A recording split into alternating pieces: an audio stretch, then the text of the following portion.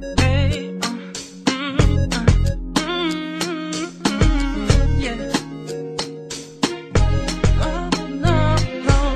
Harana, para sa dalaga na kundi dahil sa pag-ibig ay tinalikuran ko na sana. Dalaga, na balak makasama mula sa simula hanggang sa magsipag tunugan yung kampana. Makasama ka na para bantadhana at kamatayan lamang ang nag-iisang pintuan kung wala ka ang tadhana. Sadya ka hanga-hanga, ibang mga babae sa mundo kinalimutan ko na para masabi lang sa'yo na tapos na ang panghihinaw. Ang puso ko naghihikahos pagkat naliligaw. Ngayon paos na paos, nasa kasisigaw ng iyong pangalang laos, nasa kalilitaw. Ngunit bakit parang maraming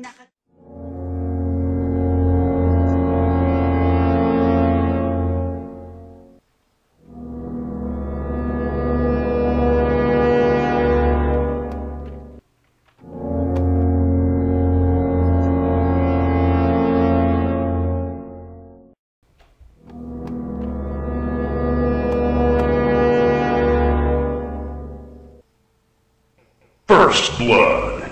Double kill.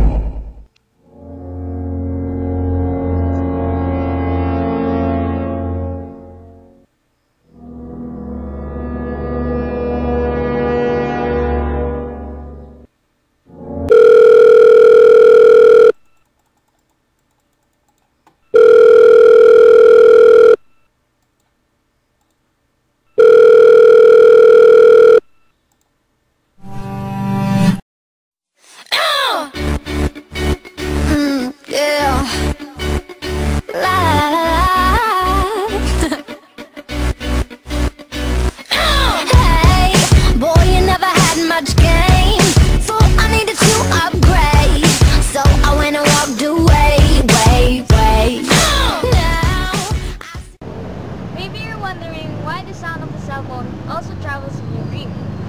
Here's the explanation. So basically, here's the guitar string, and there's my head over here. Now, whenever someone plucks a string on this guitar, it's going to create sound waves that are going to ripple through the air, right here, and eventually reach my my ear. Funny I said that. So, what exactly is happening when these sound waves are going through the air into my ear? Well, obviously there isn't a little slinky that's connected to the sound hole to my ear, or else, that would look, first of all, very weird.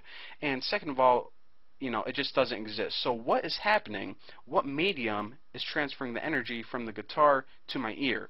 Well, even though the air may look invisible to us, it's actually made up of billions and trillions of invisible molecules.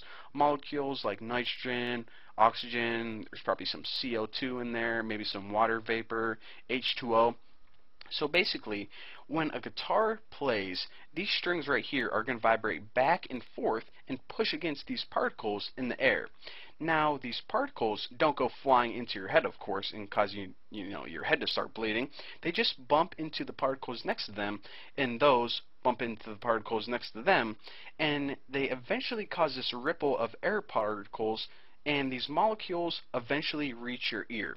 Now, of course, whenever it gets to your ear, that's more biology and chemistry and less physics, but what your nerve signals in your ear is going to do is they're going to notice the vibration, and your brain's going to interpret it and understand that as sound. So if we took a closer look at what's going on, we would see something like this. We would have the source, which is the guitar, and we would have the destination, which is your ear.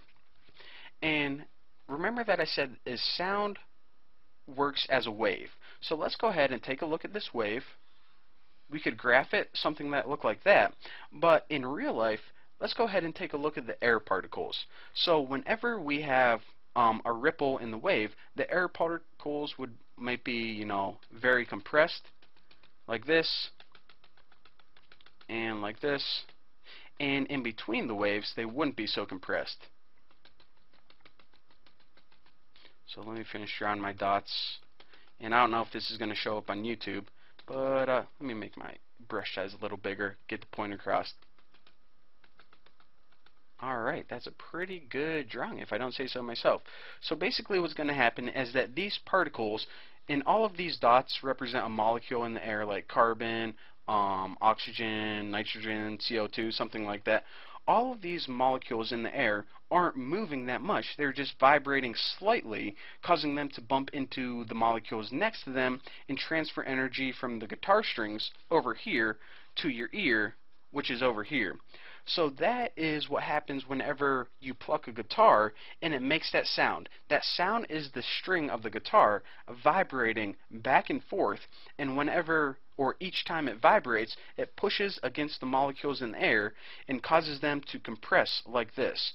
So that way, whenever your ear picks up on these slight vibrations, your brain knows that that is actually sound and not just random vibrations. Now,